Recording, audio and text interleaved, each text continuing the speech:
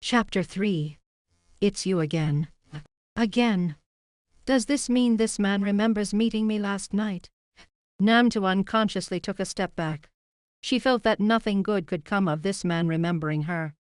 Although this was only the second time she'd met him, both encounters had been deeply shocking. Last night, she almost got run over by his car. Even though it was wrong of her to run out and stop the car, judging by the driver's lack of intention to slow down, it was definitely this man's order. How can this man hurt people and still have such a cold, indifferent expression? Hoke Lam, seeing her fear, raised an eyebrow slightly, revealing a smile so beautiful it was captivating. "Why are you avoiding me? Didn't you think you'd get caught when you stole my room card?" Namtu swallowed and bravely met his gaze. "No, maybe someone in my family picked up the wrong room card." "I really..." Hoke Lam cut her off, asking, "Does the Nam family know you're here?" Namtu wasn't stupid enough to fall for that. Although she knew it would be best to drag Nam Sho into this, after all, she was the one who did the bad thing. But she also understood that if today's events were revealed, the man in front of her would definitely cause a big scene at the Nam family. At that time, even if Nam Sho was at fault, the Nam family wouldn't blame their precious young miss. And the one who'd suffer would probably be her. So, Namtu's eyes darted around, and she replied, "No, I went to the wrong room." Hoke Lam stared at the room card in her hand, a sly smile playing on his lips. "That's great, but how can you go to the wrong room and have the room card open my room?" As he spoke, his hand began to move.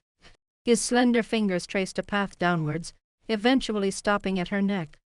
Her fair and delicate neck was like a piece of jade, radiating a shimmering light under the wall sconces.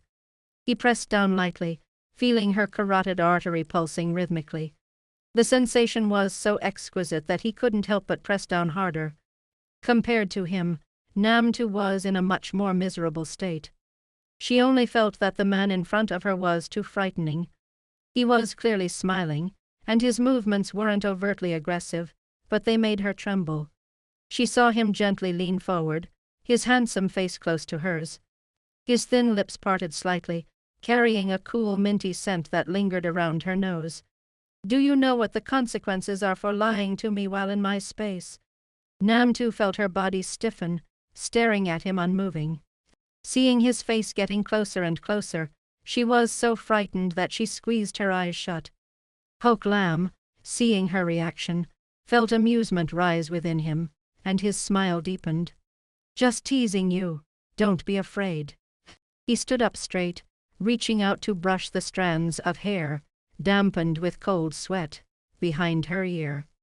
His demeanor changed, reverting to the gentle and polite Fod of the third young master of the Hoke family. The descendants of the Nam family are often forgiven for mistakes made here. "Ah!" Hoke Lam paused, smiling at her. "You still don't know who I am, do you? In terms of seniority, you should call me Uncle." Namtu, who had just been frightened, was a little slow to react at this point, watching him with a blank face. After a long moment, she responded, "Uncle." His assistant politely stepped forward, explaining to Namtu, "Second Miss Nam, when Mr. Hoke was young, he was adopted by your grandfather. Over the years, the Hoke and Nam families have been very close, so you should call Mr. Hoke either Mr. Hoke or Uncle." Namtu had no choice. In this situation, she could only passively accept it, and fearfully called out, "Uncle." Hoke Lam reached out to pat her head, and although he didn't say anything, she always felt that his eyes expressed praise, as if saying, "Very obedient." Although, with his current demeanor, Namtu thought it might just be her imagination. But she wasn't stupid. She couldn't believe that this polite, elegant person was the real man. But she didn't care about this too much. She felt that since he had spared her this once, she should just ask for permission to leave. So she smiled sweetly, like a niece with an elder, and said to him, then, "Mr. Hoke, may I take my leave?" She turned to leave, but he didn't give her the chance, grabbing her by the collar. Not so fast. It's already noon. Stay for a meal before you go. Hoke Lam finished speaking and turned to walk towards the dining room. He took 2 steps and noticed that she hadn't moved, so he turned back. What is it? As he looked over, the glass reflected a cold light, which, coupled with the smile at the corner of his lips, made Namtu feel a chill down her spine. She clenched her sweaty palms tightly, forcing herself to smile and follow. The table was full of delicate dishes, as if they had been prepared in advance. He took a bottle of wine from the refrigerator, which looked very expensive. Hoke Lam held the bottle, intending to pour her a glass, when he stopped halfway. Are you old enough? Namtu nodded. I just turned 20 last month. He raised his eyebrows, covertly examining her. The girl in front of him looked thin and small, her face still childish. He had initially thought she was still in high school, but unexpectedly, she was already in college. Do you have any plans to attend which college? Namtu was a little embarrassed and shook her head. When she was still in the old house, she only completed high school before her grandmother passed away. The family only had debts and no money. She had to drop out of school to work, both to pay off the debts and to support herself. This time, when she came to the Nam family, the family was aware of her situation, so they promised that after some time, they would hire a tutor to teach her the high school curriculum so that she could review and take the college entrance examination next year.